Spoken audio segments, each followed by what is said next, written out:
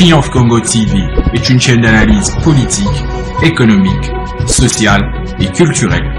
Congolais de partout, aimez votre chaîne, abonnez-vous, likez et activez la notification. Vous voulez la bonne information?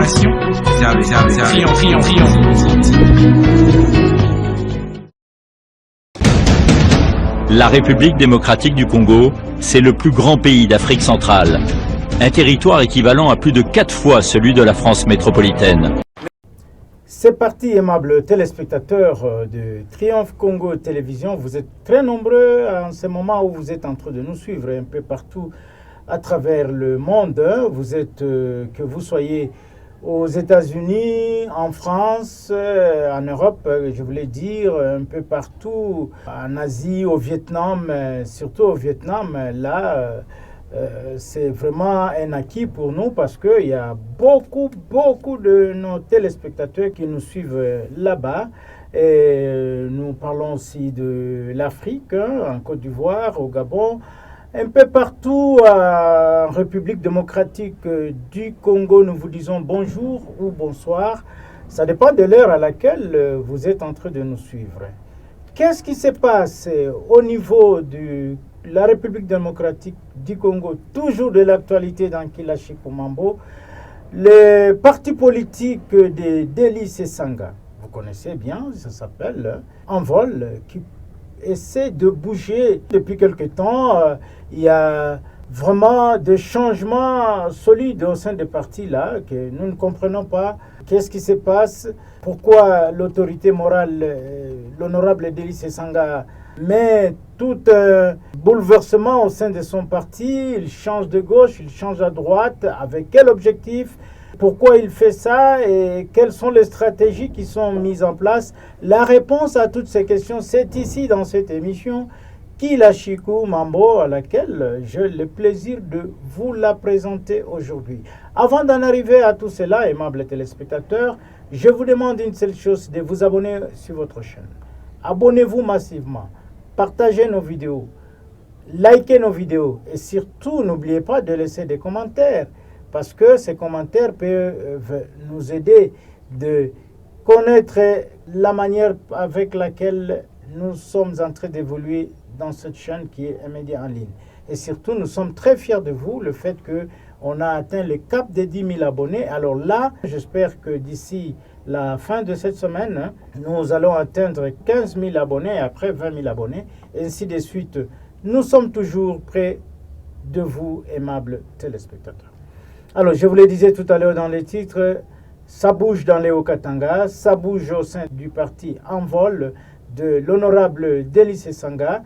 Comme vous le savez, un nouveau coordonnateur de cette plateforme, de cette formation politique a été nommé depuis le week-end dernier en la personne du maître Mohamed Eyenga, qui est devenu le maître de ces partis politiques dans l'espace Grand Katanga.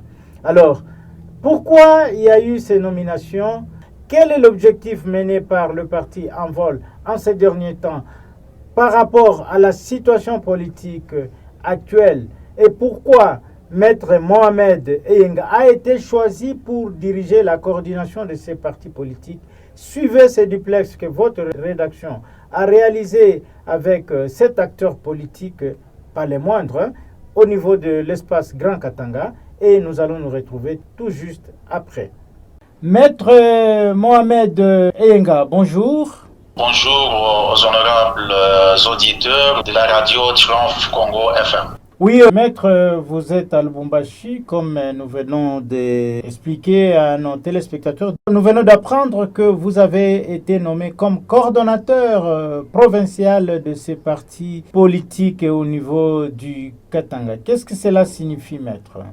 Merci beaucoup de la parole nous accordée. C'est avec intérêt effectivement que nous avons appris notre nomination à la tête de notre cher parti Envol pour la province du Katanga, mieux la coordination provinciale du Katanga. En fait, pour nous, c'est un couronnement certainement du travail que nous avons toujours abattu. Vous êtes sans ignorer que ça fait plus de 8 ans que nous avions la gestion de la fédération de Lubumbashi et que nous avons donc dirigé cette fédération de Lubumbashi. Certes, c'est un travail qui a été fait par un humain, mais il y a quand même un travail de titan que nous avons abattu au niveau principalement de Lubumbashi, où aujourd'hui c'est quand même tout le monde qui parle du parti politique en vol, où nous avons réussi notamment à s'imposer ou à imposer le parti d'abord du point de vue médiatique. Le parti a toujours droit au chapitre à chaque fois qu'il y a des questions d'actualité dans la vie de Lubumbashi, dans la province du Haut-Katanga. Donc notre parti a toujours eu droit au chapitre. Et c'est vrai qu'il y a un autre travail qui reste à faire, notamment l'installation effective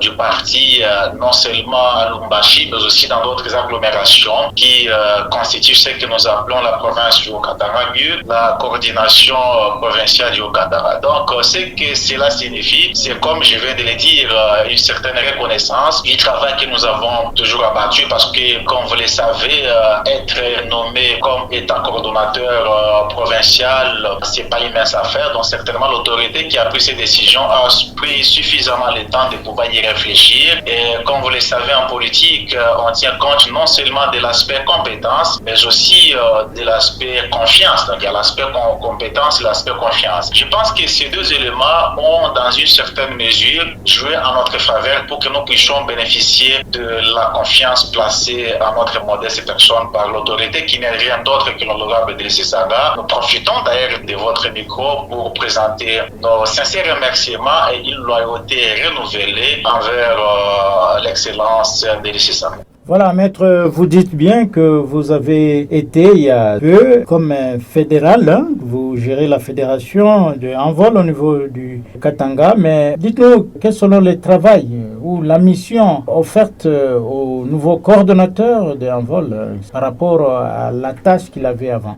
Oui, la mission que nous avons désormais, c'est de pouvoir coordonner le parti dans la province du Katanga. Il y a un travail qui a été fait par nos prédécesseurs qui ont fait un effort de pouvoir installer le parti dans beaucoup d'agglomérations qui constituent notre province pour la coordination du Haut-Katanga. Ce que nous allons faire, c'est de pouvoir accentuer ce travail. C'est-à-dire que là où le parti est déjà installé, nous devons faire un effort pour qu'il y ait véritablement une présence accrue du parti dans tous ces endroits. Et d'ailleurs, il y a une opération qui sera lancée dans les jours à venir qui va nous permettre de pouvoir faire de telle sorte que le parti soit visible, que le parti existe effectivement partout dans la province du Haut-Katanga. Là où il a été installé, nous allons accentuer sa présence et là où il n'a pas été installé, nous ferons un effort ensemble avec tous les membres du comité ainsi que les collaborateurs fédéraux pour que nous puissions installer les partis partout dans la province du Haut-Katanga. Non seulement l'installer, mais faire de telle sorte que le parti puisse exister effectivement,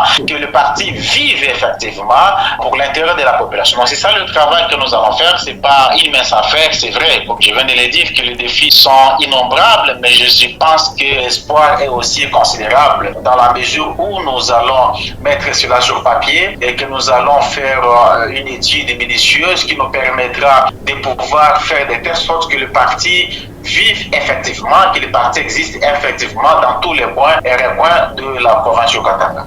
Oui, c'est là une mission, maître. Maintenant, face à la réalité sur terrain, maître, votre parti semble être inaperçu par rapport aux activités. Qu'est-ce qui fait que vraiment vous n'êtes pas très visible sur le terrain?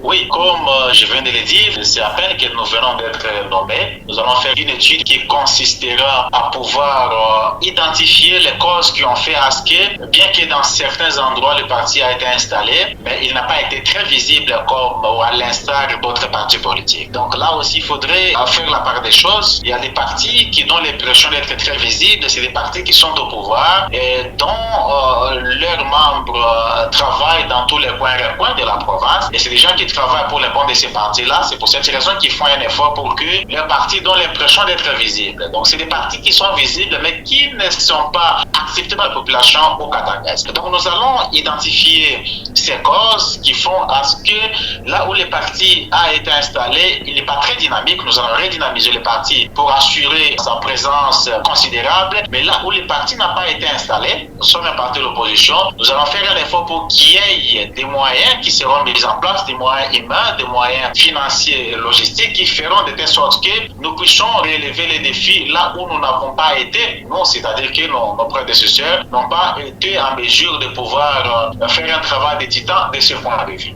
Oui, maître, sous un autre chapitre, depuis quelques semaines, nous voyons l'ancien président nigérien, Obasanjo, circuler en train de contacter les acteurs politiques congolais. Et nous avons vu, il a été avec Joseph Kabila, Moïse Katumbi, pas plus ou moins 48 heures, et les autres, le président Tshisekedi. Quelle est la position de votre parti par rapport à cette démarche de l'ancien président nigérien?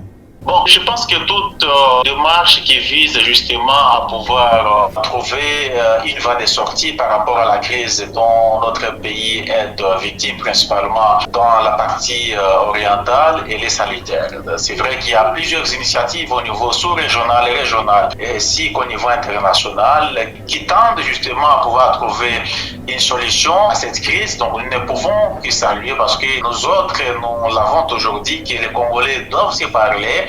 C'est vrai qu'il y a des initiatives au niveau sous-régional, régional et international, mais nous pensons que les Congolais doivent beaucoup plus se parler à l'interne. C'est pour cette raison que nous privilégions pour nous autres beaucoup plus l'initiative qui est menée par la CNCO-ECC, parce que nous soutenons que les deux confessions religieuses dites sont le seul au jour d'aujourd'hui qui sont à même de pouvoir créer un large consensus au niveau interne. Parce que comme vous le savez, cette guerre a plusieurs aspects. Il y a un aspect externe où il y a effectivement cette agression qui a été confirmée par différents experts au niveau international et principalement des Nations Unies. Ça, c'est un fait indéniable. Mais il y a aussi un aspect interne. Un aspect interne avec notamment trop de frustrations créées par le régime en place ou des Congolais qui ne sont pas d'accord avec une certaine ligne politique tracée par ceux qui sont au pouvoir, une gouvernance décriée par toute personne raisonnable, avec des scandales à répétition. Donc tous ces gens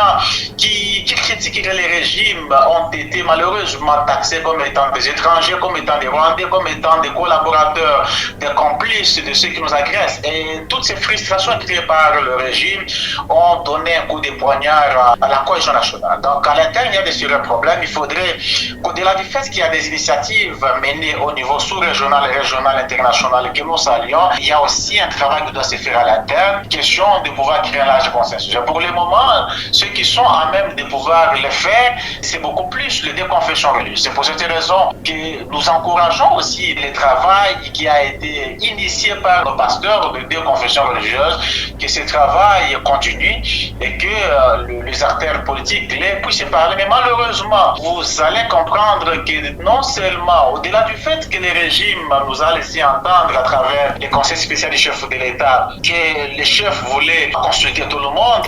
Oui, maître, vous dites bien dans votre parole vous-même, vous avez évoqué la situation de la cohésion nationale. Le chef de l'État vous a tendu la main pour que vous puissiez participer au prochain gouvernement d'union nationale, de cohésion nationale. Mais on a vu que votre leader lui a tourné les dos. Pourquoi ces gestes, maître? Pour nous autres, la résolution du conflit qui date, comme vous le savez, plusieurs années à l'est du pays ne peut pas être résumée dans le partage du gâteau, comme eux-mêmes aiment le dire, ou par le partage des postes ministériels. Ça ne peut pas être résolu comme ça. Vous allez vous rappeler qu'à la fin de son règne, M. Mobutu avait pratiquement utilisé la même sauce. M. Mobutu, sentant la fin de son règne arriver, il avait levé l'option de pouvoir créer un gouvernement d'union nationale, mais cela n'avait aucunement empêché les autres, principalement M. Mosier, à défenestrer M. Mobutu. Donc pour nous, ce n'est pas une solution. Parce que pour nous, la solution, c'est d'abord de s'asseoir autour d'une table, d'identifier sérieusement et froidement les causes profondes qui sont à la base de l'insécurité de plus en plus grandissante à l'est du pays et mettre les solutions sur la table. Question de pouvoir trouver une solution, la solution définitive à ces problèmes qui ne fait qu'ensanglanter la population congolaise. Et donc, encore. C'est vrai que vous avez dit que les chefs de l'État initiaient les consultations, mais nous posons la question de savoir qu'il y a eu de la sincérité dans cette initiative. Parce que, d'une part, les chefs de l'État, à travers son conseil spécial, initient ces consultations qui se sont d'ailleurs soldées par un échec patent, mais d'autre part, on continue à frustrer les gens. Vous allez vous rappeler que M. Kamere, qui fait partie des premières personnalités consultées par le conseil spécial, à la sortie de cette audience, il a dit mais les gens doivent arrêter de continuer à frustrer les autres. Quand il dit les gens, c'est eux, c'est-à-dire c'est les gens de l'Union sacrée qui doivent arrêter de continuer à injurer les gens, qui doivent arrêter de continuer à insulter les gens, de continuer à taxer les autres comme étant des Rwandais, comme étant des étrangers, de continuer à frustrer davantage. Mais là, vous allez vous rendre compte qu'en même temps, on a consulté les gens, mais en même temps, on continue à frustrer. Vous êtes sans ignorer qu'il y a des poursuites engagées ou qui sont en voie d'être engagées contre la personne de M. Joseph Kabila. Il y a le parti politique de l'opposition, notamment PPRD, dont les activités sont suspendues. Il y a beaucoup de choses qui se disent. Les gens continuent à inciter les autres. Ce sont des comportements qui ne sont pas susceptibles à pouvoir créer la cohésion nationale. Et c'est des frustrations que même on créait. Il faudrait qu'à l'interne, que les gens se parlent et de la plus belle manière. Oui, de la plus belle manière, maître. Nous sommes obligés d'arrêter notre entretien. Peut-être que vous avez autre chose à ajouter par rapport à votre nomination et par rapport aussi à l'avenir de votre parti politique.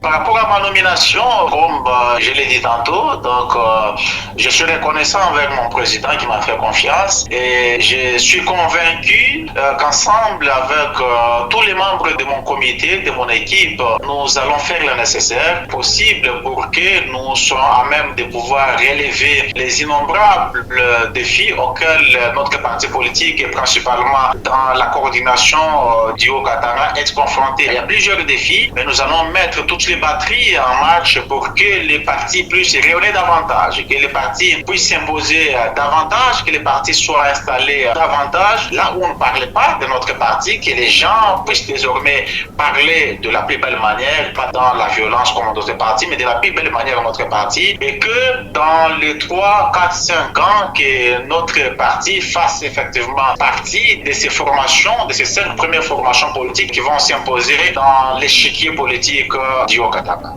Voilà, aimables téléspectateurs, c'était la maître Mohamed Eyenga, qui est le coordonnateur provincial du parti politique Envol, parti cher à Denis Sesanga. Maître Mohamed Eyenga, Triomphe Congo Télévision vous dit merci. Moi de vous remercier, mes remerciements également à tous vos téléspectateurs. Bon, voilà, aimables téléspectateurs, c'est sans commentaire. Vous-même, vous venez de suivre les réalités de ces partis politiques. Pourquoi il y a ces changements? Pourquoi il y a ces mises en place de nouvelles stratégies pour aborder la question politique dans l'espace Grand Katanga avec Maître Mohamed Eyenga? Voilà, je n'ai rien à vous dire, c'est vous-même, vous venez de le découvrir, aimables téléspectateurs. Quant à moi, je vous dis tout simplement merci de nous avoir suivis et restez toujours scotchés sur votre chaîne Triomphe Congo Télévision afin que nous puissions nous retrouver prochainement avec un autre numéro. Au revoir. Triomphe Congo TV est une chaîne d'analyse politique, économique, sociale et culturelle. Congolais de partout, aimez votre chaîne, abonnez-vous, likez et activez la notification. Vous voulez la bonne information? Triomphe.